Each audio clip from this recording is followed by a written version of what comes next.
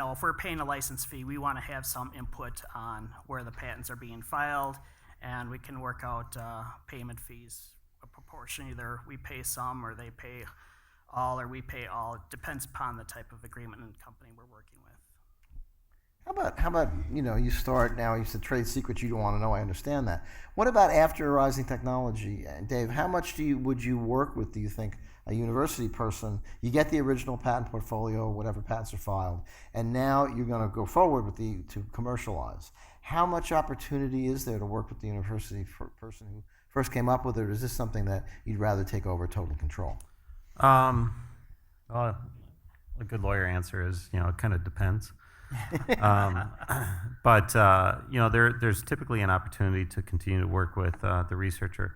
A lot of it depends upon what their interests lie, because there's a lot of brilliant researchers out there, and they're brilliant because they do what they do, and they work on multiple different things, and they take ideas and they go into very interesting directions.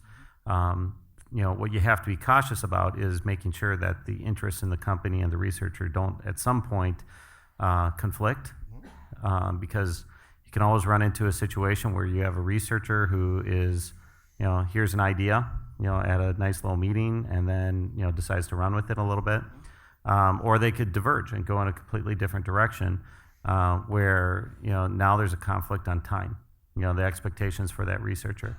But I'm also very, very much familiar with companies who have long-lasting relationships with the researcher themselves, because they have an ongoing interest, and they can separate what they're trying to do in the lab versus what they're trying to do in the business.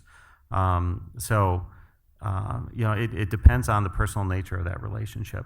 Sometimes they work and sometimes they don't.